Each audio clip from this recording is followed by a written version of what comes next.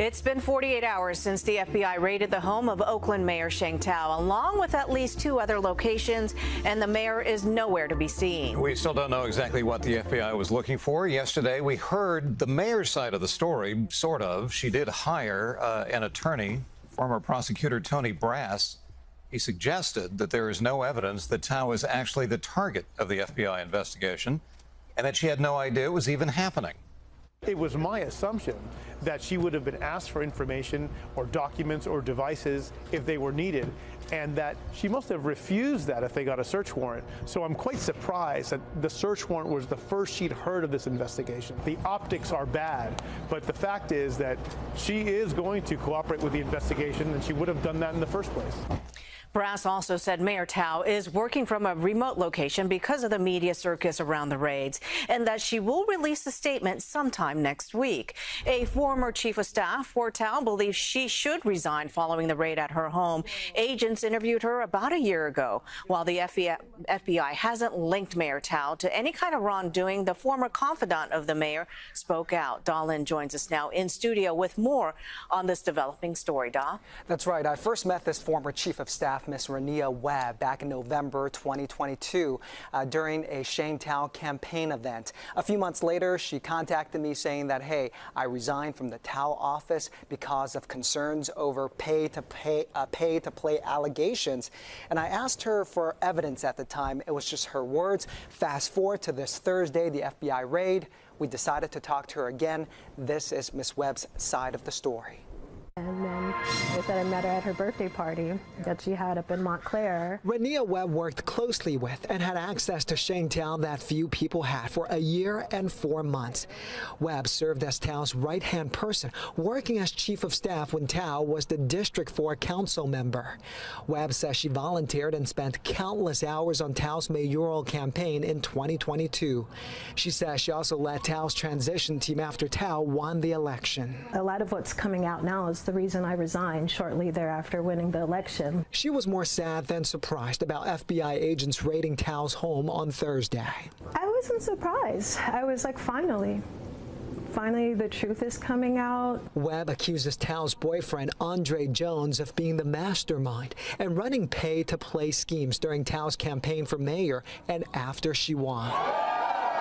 I had found out that Andre, her boyfriend, was promising people jobs in our administration, promising people appointments on different commissions and boards from out of the mouths of people that told me they were promised positions, they were promised board positions, and at the mouth of what they would always, Andre, that was who they would say, Andre promised me this. Webb claims Jones was controlling and calling the shots. She says Thao went along with him. It's sad. He's making her do things, pushing her to do things that I don't believe she would do otherwise. I just really don't.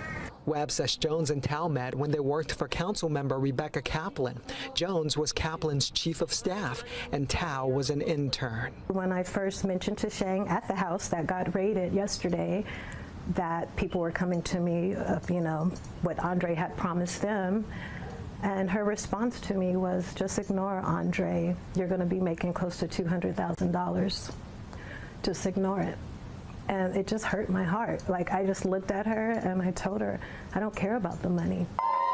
After Thao won the election in November, Webb says she resigned on New Year's Eve 2022. She says in early 2023, she complained to the City Council and the Public Ethics Commission about the pay-to-play allegation. She says the council ignored her complaint. The Ethics Commission sent a follow-up email requesting evidence, but Webb could not produce physical evidence, so that complaint went nowhere. Webb says Thao at the time denied all the accusations, telling others Webb was disgruntled, had mental health issues, and made up lies. What sense would it make that I would help her win the election, run her transition team, and then all of a sudden I just lose my mind? The FBI contacted Webb and interviewed her for 2.5 hours on February 3rd, 2023. She says agents asked a lot of questions about Thao's campaign funding. It was about campaign contributions, about some of the appointments, like to the port. Webb says the FBI agents did not offer specifics about their investigation at the time, and she doesn't know if the FBI raid is related to the pay-to-play allegation. The FBI remains tight-lipped about the raid at Thao's home. While the FBI has not accused Thao or Jones of any wrongdoing, Webb believes Thao should resign. I texted her and told her I'm praying for her, but we still have to deal with the consequences of our behaviors, you know, and I just hope she gets the help that she needs. I asked Thao's attorney, Tony Brass, about the pay-to-play allegation.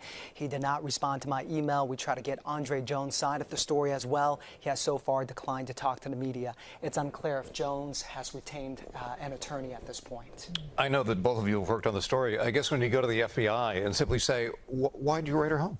They just say, we're not saying. No comment. No comment. And that is the question that everybody is trying to find out, because if you're going to raid the mayor's home, such a public official's home, it suggests something bad. It can't be good. And so by them not saying anything, it is driving a lot of people nuts as well. Can you give me any timetable about, we'll tell you next month? FBI speed, we don't know. No idea. It idea. could be months. Okay. It could be next year. All right.